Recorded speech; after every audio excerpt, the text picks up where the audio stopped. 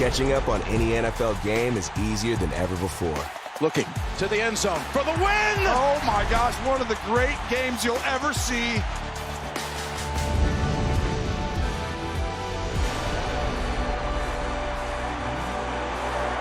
It's their time. A night to remember.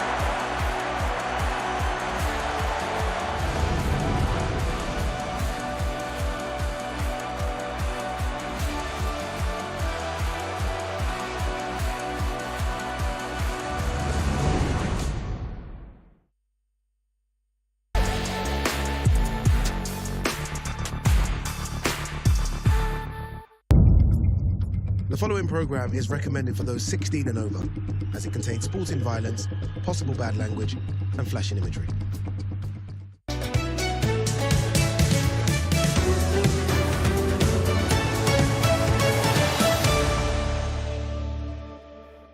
This is the moment the world has been waiting for. The judges are ready, the fighters are ready, the boxing world is ready. The fight starts now! How do you like it? On the show. So aggressive, so focused. It all comes down to this. The corner knockdown. Still the undisputed champion of the world. Fight night, only on DAZN. Welcome to London, England, where Riyadh season makes its UK debut this weekend. His Excellency Turki Al Sheikh is putting on another incredibly stacked card. The main event tonight sees the biggest star in British boxing, Anthony Joshua, facing fellow Brit and current heavyweight champ, the IBF title holder, Daniel Dubois. In the four corners, respect is not given, it's earned. Only through blood, sweat and tears can greatness be achieved. From humble beginnings, two men have risen. A kid from Watford has defied the odds. From street troubles to Olympic gold, a king was crowned. The lad from south of the river, with dynamite in both fists.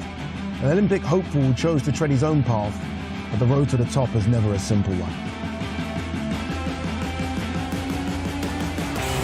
Both men have fallen, but like a phoenix from the ashes, they rise again. Like the legends before them, they collide to stake their claim as boxing royalty. The hallowed turf where dreams are made and hearts are broken. This isn't just for pride, it's for redemption. AJ Anthony Joshua. And in an instant, it's all over. This is Joshua versus Dubois.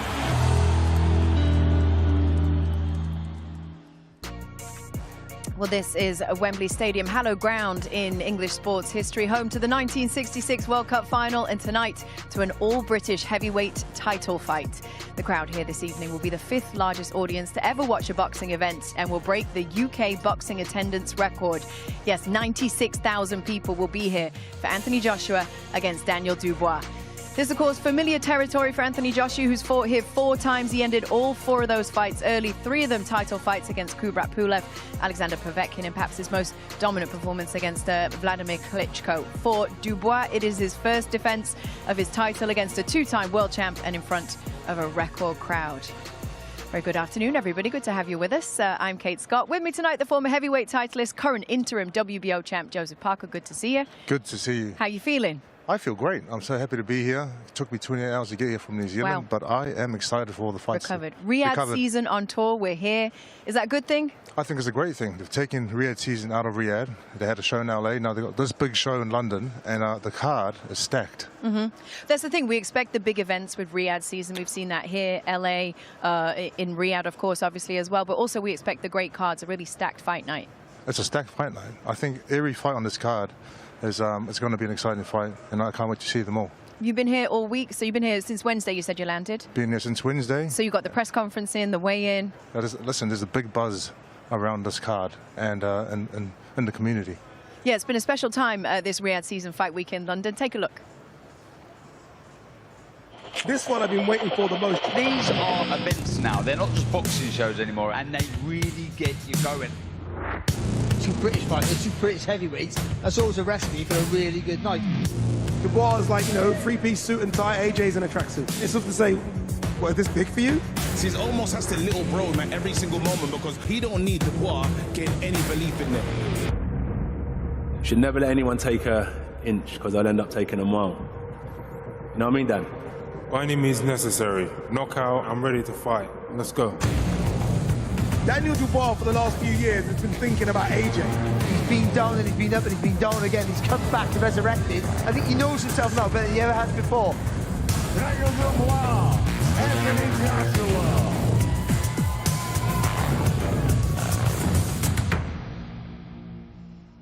Well, this is how Wembley Stadium looks right now, 3:30 local at the time here currently. We can also show you a kind of a time lapse of how this stadium has been converted to host this huge event. So you'll see all the work that has gone into this to get this ready for a huge performance, a musical performance. Liam Gallagher is going to perform tonight before the main event.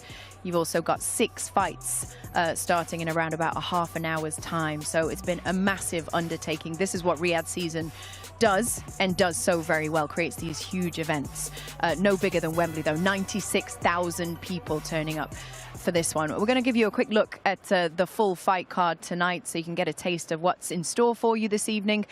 First fight of the night is going to be Mark Chamberlain and Josh Padley. They start the night off with 10 rounds at super lightweight. Then you've got late replacement Ishmael Davis with a big opportunity against Josh Kelly. The 2-time world champion Josh Warrington, who needs a win to revive his career. He fights Anthony Kakache. Joshua Buatsi looks to stay unbeaten against Willie Hutchinson in what could be a tough fight. Tyler Denny and Hamza Shiraz meet in the co-main, and your main event, of course, is Anthony Joshua versus Daniel Dubois for Dubois' IBF heavyweight title. For Anthony Joshua, it feels like it's been kind of a long road to redemption. He could become a 3-time heavyweight champion here. Would that be the redemption complete, do you think, from the period of time where he had the loss to Ruiz, the 2 losses to Usyk? I think there will be redemption, I think, but his goal is not just to be champion of the world. He wants to be unified champion of the world. And tonight we're going to see if he can achieve that. I mean, unified champion of the world, that would then mean that we need to see a fight with the winner of the fight that we're going to see in December in Riyadh between Alexander Usyk and Tyson Fury. People have been talking about Anthony Joshua in his time with Ben Davison looking like a reinvigorated fighter. He looks like his confidence is back, his attacking mindset is back. Are you liking this partnership with Ben Davison? I think the partnership with Ben Davison is developing well, and you can see the click. And you can see that from the results he's getting in the fights. And he is looking a lot more powerful than before. If you think about where he was in 2022, when he'd lost 3 of his last 5 fights, how impressed are you with how he's rebuilt mentally from that point, and how tough is that to do? It's tough, mentally. I mean, losing a fight, and you have, everyone thinks you weren't that good anyways, and you just have to knuckle down, put in the work, and believe. Like, the belief in yourself is very important. Let's talk about his opponent then, Daniel Dubois, for a second, because after the losses to Joe Joyce and to Alexander Usyk, he was labelled a quitter, which is a hard label to shake in boxing, right? Does he deserve to have shaken that label now? I think it's, like you said, it's very hard to overcome when everyone says that you're a quitter. But he's had 2 good performances of late, Filip Hrgovic and Big Baby Miller, and now I think going into this fight, you can see that he's saying a lot more, and he's a lot more confident within himself and what he can do. He didn't have to defeat anybody to win the title, right? He was given the title by default when Alexander Usyk vacated. Yeah. So then he was elevated to IBF heavyweight champion. Do you think that to feel like the legitimate champion, or to legitimize this in fans' eyes, he needs to go ahead and win this fight? I feel like this is a very important fight, because if you win this fight, then you're a legitimate champion. I think being upgraded to champion is, you don't really get that satisfaction of winning it in the ring. Would you mind, though, if the WBO called tomorrow and said, hey, listen, it's the rules, If it's the rules, it's the rules. And I'll take it. Of course I will, but I won't feel the same. What about Daniel Dubois, since he's been working with Don Charles? Are you seeing any progress there? I think we can all see that the confidence. Like, he's a guy that doesn't say a lot, but this week he is coming out and saying a lot more, and he's coming out of a shell. And you can see from his last 2 fights that he is developing very well with Don Charles. Okay, well, we're going to bring in some of our other members of the team tonight. Ade Oladipo and Ariel Helwani are over on the walkout stage over behind us. Can we talk about the fact that you guys have been given your own show by DAZN? Congratulations, guys. Thank you very much. We are still going back and forth as to what the name of the show is. We're also walking and talking here. We're walking and talking. Yes. I think it's Ade and Ariel. It could be A&A. We're not quite sure, but look, we're here. Yes. That's the most important thing. We're here, and We're at, I think, the best stadium in the world, and we're going to see, I think, the best fight fans in the world. Take my microphone. This is the kind of teammate that I am. His mic isn't working, so I'm going to give you my microphone. So, wait, no one heard that spill? I feel like I want to walk backwards and start again. I'm so upset no one heard all that. But what I did say was, look, Ariel and Ade, yes, we have a show. We're still kind of deliberating on the name of the show. He's already signed it off as Ariel and Ade. I kind of think, 1 second, I got to get my solicitors and agent and lawyers here. But I'm happy to be here because this here is sensational. This is incredible. Do I pass you back the mic? We could just talk. This is breathtaking. For me, this is breathtaking. I've never been inside Wembley Stadium, of course, as a kid, watching so many events here. 1992 SummerSlam, British Bulldog, Davey Boy Smith against Bret Hart happened here. I know they renovated it. I know it's evolved. And what about, I do have a bone to pick with Kate. Kate said 1966 final happened in this venue. Well, most famous in the Wembley Stadium. Of course, you were remiss in not mentioning Nottingham Forest 1, Huddersfield Town 0 to move up to the Premier League back in 2022. Come on, 1 second. Very cheeky of you. 1 second. If we're doing that, can we not mention the League Cup final last? Can we not do that between Liverpool and Chelsea? Liverpool kids beat Chelsea. We're not doing that. But look, oh, I've got a mic. 1 second. I've got a mic. There you go. I'll take this mic. Take that mic. There you go. This is fantastic, and I'll give you this mic. This is live TV. This is live TV. This is amazing. We're walking, we're talking. We're walking and we're talking. But what a scene this is. It's about to fill in, Ade. I cannot wait. I have been dreaming of watching a fight here, and 96,000, the highest attendance ever for a British boxing, or dare I say, combat sports event. Nothing will top this ever, in my opinion. Yeah, I feel like there's something significant of AJ having 2,000 more fans than Tyson Fury. They know what they're doing. Both of them are big stars. Tyson Fury is going to be ringside as well. But speak about AJ, because look, you spoke to him, and I dare say he was still like, maybe the British public are not really on my side. They haven't got my back. 96,000 would suggest they do have. Yeah, but it's always, in my opinion, a contentious relationship. Sometimes they have his back, sometimes they don't. And let's not forget, 2 years ago, almost exactly to the day, August of 2022, in Saudi Arabia, you are there. He loses to Alexander Usyk for the second time and has what appears to be a breakdown in the ring afterwards. He throws the belts out of the ring. He's on the dais with Eddie Hearn, crying. And I remember going on Twitter that day, almost disgusted by the way in which the British fans were speaking of him. They were done with him. They were saying, okay, he embarrassed us. He's no longer our champ. He's no longer the man. Who could have imagined 2 years later, Wembley Stadium, 96,000 people, with a shot to become a 3-time heavyweight champion and with a shot on the line to then fight for undisputed gold. It's one of the greatest stories in recent boxing history, if you ask me. No, it's a fantastic story, but it's a story that's not been without jeopardy and risk as well. I mean, Jermaine Franklin, no one really wanted that fight. He took on Jermaine Franklin, a late replacement, Hellenius, Otto Vollen, and then your good friend Francis Ngannou, where we had a bet ringside, and I said, this is going to be done in 4. You actually gave Ngannou a chance, but we won't go into that. So it's been a good story from AJ. But will the story continue after tonight? This is the thing. Listen, I think so. And one of the best parts of this story is the link-up, if you will, between him and Ben Davison and Lee Wiley. To me, there's nothing more fun in boxing in particular when you see a true partnership between head coach and fighter, head coach and student. To me, the greatest one of all time, Cus D'Amato and Mike Tyson. And when you see them in sync and you see the fighter almost give his career to someone, say, guide me, figure this out for me, take me to the promised land. Let's be honest, AJ bounced around a little bit. He was kind of wandering through the desert trying to find that right mix. He found it with one of the best minds in the sport, and look at the results. And it's been fun watching them work together and now try to win 5 in a row. Very similar as well to Daniel Dubois and Don Charles. I felt like Daniel Dubois didn't really know where he was going. Found Don Charles, completely different from Ben Davison, very old school, in his 60s, very tough, and almost strict, if you like a father figure to Daniel Dubois. And you look at his opportunities and the performances since then as well. I want to talk about more because there's so much going on. God, we could talk about this There's so much more going on. Let's what do a fight show are you looking forward to seeing the most? Yeah, Ariel and Ade. Oh, and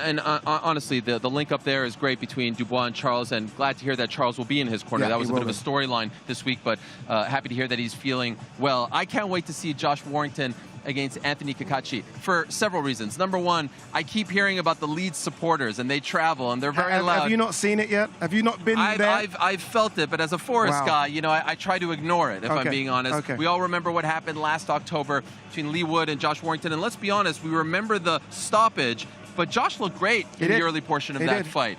It's been a tough go for him, only 1 win in his last 5 fights, and so he needs an opportunity to really get back on track. And what about Anthony Cacace? You know, one of the things that I love about these Riyadh season fight cards is that there's common threads between each and every one of them. People show up. Mark Chamberlain continues to show up. Cacace was an opponent against Joe Cordina. He wasn't supposed to win that fight. Yes, a huge one. He wins the fight. He becomes the champion. Northern Ireland is going crazy. Belfast is going crazy. They're all here, but the IBF title is not on the line. Those cheeky guys over at the IBF, they continue to annoy me with what they did in the main event, what they're doing in this fight. Nevertheless, I think it's going to be a great, great opportunity for Cacace to prove that he's one of the top dogs in the division. Yeah, they can continue to do what they want to do with the IBF, and it is disappointing. But if Josh does win, we know he won, and he'll probably challenge for the IBF sometime down the line. We heard, by the way, he's bringing in 10,000 fans. That's insane. 10,000. And by the way, the Leeds fans are louder than any fans in the country, so it's going to sound like 30,000 in here. Can't wait. My fight, the one that I'm really looking forward to, is in the light heavyweight division, Joshua Buatsi versus Willie Hutchinson. Now, this is genuine dislike. Love it. I've never seen Buatsi so upset with someone. He strangled him at the face-off. I was like, this is not Buatsi, what's happening? So Willie Hutchinson knows how to get under his skin, very much in the kind of Tyson Fury, Billy Joe Saunders mode. I love this fight. The winner will go on to fight for a world title. Buatsi, I think, is the favorite, but I slept on Willie Hutchinson when he fought Craig Richards, and I had egg on my face, and I've still got egg on my face. No, he is a real threat. Can I ask you, yesterday at the weigh-ins, I asked Buatsi, I said, is he under your skin? Because his behavior would suggest that. He said, what do you think? I'm like, I'm not the one to determine that. I feel like he is. I feel like Willie's annoying him. What do you think? Slightly. I think he is, for a few different reasons. Obviously, there was bad blood between Craig Richards and Willie Hutchinson in Riyadh, Saudi Arabia. I don't know if that's been sorted out. It got personal. I almost feel like Buatsi has a relationship with Craig Richards, and he's almost taken that beef upon him as well. But aside from that, I mean, Willie Hutchinson said he's going to knock out Buatsi. Yeah. No one's been able to put a dent in Buatsi, and I think Buatsi finds it quite offensive that he dare think he can put him to sleep. And 2 fights ago, I mean, Willie's fighting at York Hall, and now he's fighting in front of 96,000. Buatsi has fought on some big stages and some big venues. What about the fact yesterday that Buatsi was getting booed by the London crowd? Yeah. And Hutchinson's from Scotland, and he's getting cheered. What's up with that? What's up with your people? I don't know. I don't know where the London fans, they will turn up today. Maybe they just had work. We were in Trafalgar Square around 6 o'clock. Maybe they said, we can't get off, but we'll be here to support you today. And I think there will be. And what I like Buatsi said, he said, you know what? Boo me. Boo me. Yeah. You're going to be cheering me today. Play the heel. So we'll see. We'll see, Kate. Kate, back to you. Thank you so much. Good luck to whoever is timing out your podcast, because you told you had 4 minutes. That was about 10, but all good. Let me take you over to the rest of our broadcast team tonight. Mike Costello, 2 former world champions in Barry Jones and Darren Barker, and Todd Grisham. Good to see you all. Thank you, Kate. You threw the first jab of the night, and the fight's haven't even started yet. 96,000 here at Wembley. AJ, of course, the main reason all these people are here, but it takes 2 to tango, guys. If he's fighting Hrgovic, they don't sell 96,000. People think Daniel Dubois, if he can't beat AJ, is at least going to put up a very entertaining fight. The fans want to see blood. That's what AJ said yesterday. I've still got a flavor for blood. How does Dubois pull off the stunner here at Wembley? I think the jab, the feet, the heart that he's proved in the last 2 fights, he's really got to rise to the occasion, Todd. He's going to be slightly overawed, I think, with the 96,000 people here. But what he showed in this last fight against Hrgovic was, I can rip up the script. I can win as an underdog. And he's got to show that heart, that courage again. What he showed here, that he believes in his fitness for the first time in his career. He can go through that wall, so he was happy to walk down Hrgovic, take too many shots, but knowing that he had the engine to get through in the second half of the fight and put pressure on Hrgovic. I think for me, he has to get Joshua out of his rhythm very, very early in the fight. And what Darren said was correct. It's the jab that does that. That solid left-hand jab, he steps behind it, all the weight's in it. If that can knock Joshua back early in the fight, then Dubois in the driving seat. Mike, we heard them talking about the relationship between Ben Davison and AJ, but the corner of Daniel Dubois might even be more important tonight.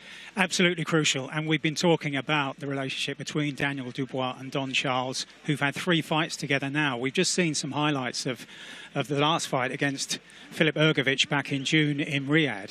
If you look at the action from the end of the first round back to the corner as Daniel Dubois sits down. Don Charles screams at him 4 times, and this is at the end of the first round. Listen to me, because Daniel is looking out to his left for instructions from his dad. That dynamic is absolutely crucial. I know he's been in a big stadium fight just over a year ago against Alexander Usyk, but that was in Poland, close to Ukraine. All the attention was around Usyk. Here, throughout the build-up, all the way through to ringside here tonight, there's been so much clamour around Daniel, and he will need discipline in the corner. Well, it is old hat for Anthony Joshua to fight here at Wembley in front of one of these massive crowds, of course, new to Daniel Dubois. Let's show you the background of AJ and Wembley as he's fought here before. Kubrat Pulev, Alexander Povetkin, Vladimir Klitschko, one of the greatest fights of all time. But we don't think of Matt Legg very much, do we, Darren? No. Tell us about that fight. Do you remember it? Well, it was a long, long time ago, and I had less grey hairs and wrinkles then. But I think what's so interesting is what Anthony Joshua is saying in regards to the Anthony Joshua that fought Vladimir Klitschko. This modern AJ would beat that Anthony Joshua, and that's saying something. He feels he's a complete fighter now. Well, ask and you shall receive. Here it is, Barry. His first fight in Wembley. I believe this was back in 2014, 10 years ago. Did you ever think he'd be as good as he is today? There was a lot of promise and pressure on his shoulders. Don't forget that for Anthony Joshua. And it was a good performance. Early on in the card, there was only probably maybe 15, 20,000 maximum people in there, which is huge for anyone else's debut. But a heavyweight champion, an Olympic gold medalist, we always had aspirations, but nobody could have foreseen what we're going to see tonight. And uncanny how Matt Legg there, just before he went over, clipped him with a left hook in the way that Andy Ruiz would do 5 years later in one of the great shots at Madison Square Garden. All right, so that's the main event. We heard the other guys talking about what fight they're most excited about. Barry, you told me yesterday it's Kakachi versus Warrington, but Warrington is a big underdog. He's got that fight-friendly style, but if he goes right after the bigger, stronger Irishman, is it going to be curtains for him? Well, it may be, but that's what makes this fight such a great fight for me, because he has to go at him. Because Kakachi is a heavy hitter, but punches long. So you've got to get inside that reach. And Josh Warrington is the master of closing the gap quick. He comes with his head first. That's how he does it. But 1 win in 5 fights, up at a new weight, is always going to be a worry for the Leeds Warrior. So he's been fantastic. It all started, the fall down started with Lara, which was really a routine defence, we thought. And it all went pear-shaped. He got the return, and obviously that was a technical draw, which probably he was struggling in that as well. He got the comeback there with Kiko Martinez, in a fantastic win, a man he already beat before at the European level. And then this guy, a bogey man for everyone. Lopez is a nightmare for anyone, he really is. And this fight against Lee Wood, he was doing so well, Todd. He really was. Boxing lovely. And do you know what? I think if you're Josh Warrington, you need to look back at this whole picture, his career, certainly of late, the quality of opponent that he's been in with and how he's dealt. Look, I know he's come up short a few of the times, but look, he's proved he's got a heart of a lion, and he's still got plenty of ambition left, and that's so important going into a fight of this magnitude. Mike, is this going to be too big of a moment for Warrington here at Wembley against the bigger man? Oh, he's had stadium experience himself. And again, I was talking about Daniel Dubois and the clamour. I mean, he boxed at Ellen Road, the home of Leeds United Football Club, who he's closely attached to, and won the title there against Lee Selby with one of the great performances of his career. Went on to beat Frampton, went on to beat Kid Galahad.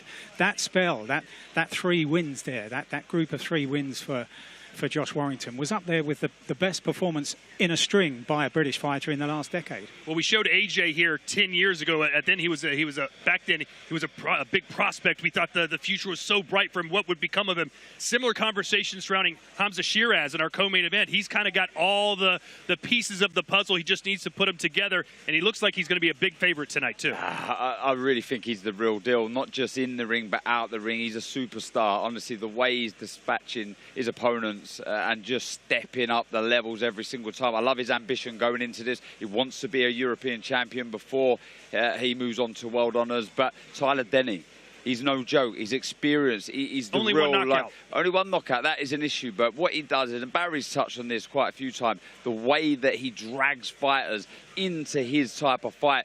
And he's going to have to use that, Barry, hasn't he? Experience. Yeah, he's got to, because he's got to close the gap quick. He has to make Hamza Shiraz work very, very hard, very, very early. But what we found with Hamza Shiraz, even in this fight, when he got clipped a few times, is his composure is fantastic. For a big, tall fella, he keeps that power short, he keeps it long. So he's a hard man to reach, just a giant for the weight. He had his troubles against Bradley Skeet, we know that, but that was at 154. The move up to 160, which is, I think, a stopgap before he goes to 168. He's looked phenomenal. And I think also the middleweight division is ripe for the taking. Last time out, Zanibek Alim Kanuli, who's got 2 of the belts, fainted at the weigh-in. We saw a real snooze fest last week with Erislandy Lara. So I think that the division is ready for a new man, a big name to take it over. Imagine Hamza Shiraz, you tell him a couple of years ago, hey, not only are you going to be the co-main event at Wembley leading into Anthony Joshua, but you're going to be right before Liam Gallagher takes the stage. What a dream. And it comes true tonight. Can't wait to see it. Back up to Kate. Thank you very much. Yes, welcome back up to our host position here at the top of Wembley Stadium. Kate Scott with Joe Parker. We were with you just earlier. Look who's joined us, everybody. Former Cruiserweight champ Tony Bellew. Good to have you in the house. We dragged you away from the Everton game. How's it going for you? We're winning 1-0, so it's happy days. Okay, sounds Just good. getting to half-time, I'm a happy man for now. I know that you've been around Anthony Joshua in a bunch of different camps in build-up to fight. What do you make of his demeanour in this fight week? He's just being himself. He's calm, he's relaxed. This isn't his first rodeo, okay? It doesn't bother him at all. Nothing really phases him. I think this fight, it's a little bit more risk. You know, it's domestic rivalry. There's bragging rights at stake, but he takes everything in his stride. He's cool, he's calm, he's collected. But that means that you feel that he's feeling more pressure than he was perhaps in his previous 2 fights? I think there was huge pressure coming back from the Alexander Usyk defeats. Massive. I mean, going into the Jermaine Franklin fight, I think when a fighter suffers a loss, Joseph can touch on this with me, you're questioning yourself, am I enough? Am I good enough? How's my chin standing up? Especially when you're being stopped and you don't know. And there's so many questions to answer, but he's answered them questions and he's done it against a couple of formidable punches. So the wins he's had back-to-back has given him great amount of confidence. The partnership with Ben Davison seems to be working quite well. But ultimately, he's got to come out here and do what he does well tonight. Daniel Dubois is a good fighter, but everything Daniel Dubois does well, Anthony Joshua does a bit better. So he's a bit stronger, he's a bit quicker, his footwork's much better, his defence is far better. But if this fight does get past 4 rounds tonight, we're in for a hell of a fight. This could be Foreman and Ron Lyle all over again. Is there nothing that Dubois does better than Anthony Joshua that we can pick out? He does. Listen, Joshua is he is the favourite tonight, right? But Dubois, I think, in his last fight, he showed a solid jab, and that jab set everything up. So it's going to be, battle of the jabs to see who's going to land that big right hand. Tony picked out his defence, though. That has been an issue in previous fights. Certainly against Hrgovic, he got caught with a lot of right hands. His face, Kate, was his defence. He took 45 hands and 45 right hands in the first 4 rounds. If you can take 3 off JJ, I'm sorry, you just wake up. This is boxing. This is heavyweight boxing. I pointed out before, there's punches and there's punches. Taking shots off Filip Hrgovic is completely different to taking shots off Anthony Joshua. It's a lot different. Yeah. It's a lot different. And he basically, he gained in confidence round by round against Filip Hrgovic. And Filip Hrgovic was like, this guy's walking through me. I don't care who you are or what chin you've got. Ain't no one walking through Anthony Joshua's right hand. If he cops you clean and often, you're just going to wake up and the fight's over. I mean, that's my opinion. That's what you guys have got me here for. But yeah, I do think there is danger if this fight gets past 4 rounds. I really do. But I just don't see it going past 4. And that kind of cautious version of Anthony Joshua that we saw post the first loss to Andy Ruiz, that one seems to have gone, and we're back to a more aggressive version of Anthony Joshua, particularly under Ben Davison with the last couple of big knockouts that they've had together. Do you know what, Kate? I keep hearing this version of Anthony Joshua, that version of Anthony Joshua. I'm sick of that. It's called an evolution of a fighter. As a fighter gains experience and he finds himself more, he starts to learn what works for him, what doesn't work for him. It's okay at the start of your career when you're just blasting people and knocking everybody out. No questions are being asked. Nothing is being forced from you. But when the loss comes, and the first loss is so dramatic as it was in New York, I was there against Andy Ruiz. It was a complete shock to his system. It shattered his confidence, and it made him question himself. And that went on and on for a number of fights and a number of years. And it's only now that he's finding what style's working. He's found a good connection with Ben Davison. I don't want to keep harping on about this version, that version. It's just, this is Anthony Joshua and where he's at his career right now. This is where the experience has got him to. Is this the best version of Anthony Joshua? It looks to be the best version. You're not sure, Tony? No. What would you say, Tony? Do you know what? I think against Klitschko he was formidable. He was phenomenal. He attacked fighters with zero fear. He understands now he's a vulnerable fighter. I think a loss for a fighter is a good thing because it stops you giving you this air of invincibility that you can take everything. The form Joseph's in at the minute is phenomenal. Now, would Joseph say, I'm the best fighter of my career? You probably would, but it's only because of the experiences you've endured. Yeah, it's the experience, but it's experience all the way through. And it's finding what works for you. And I think with Joshua, he's found that now. It's like your victory over Andy Ruiz earlier in your career. Looking back now, that looks like such a brilliant victory the way it was. And it was. It was, yeah, but if I look back now, that fighter compared to the fighter that I am now, I will smash him. Yeah, you know? But this is what we want now. Anthony Evolution. Joshua, it's exactly what I said, evolution of a fighter. It's not this version or that version. It's just he's learned from his mistakes, he's progressing, and this is where he's at now. So does this fight come too soon in the evolution of Daniel Dubois against Anthony Joshua? I don't think any version of Daniel Dubois could defeat Anthony Joshua, and that sounds harsh. And you should never write a fighter off so early in his career. But everything Daniel's good at, Anthony Joshua a bit better. The only point I'll make is finally is if this goes past 4, we've got Foreman and Lyle all over again. Can you see Dubois beating Joshua? I can't really see it. He can cause an upset, but like you said, after 4 rounds, there's going to be fireworks in action. All right, it was an exciting fight. You're going to be with us throughout. Thank you for joining us. Good of you to stop by. That was it, everybody. That was our free-to-air portion of this show. As you can see, we do have an incredible fight night ahead for you. Please do make sure that you head over to DAZN.com right now and make sure that you get the fight bought. We will take you through a brilliant set of fights. Right ahead of the main event, you've got Liam Gallagher performing, and then the all-British heavyweight title fight between Anthony Joshua and Daniel Dubois. Enjoy, everybody.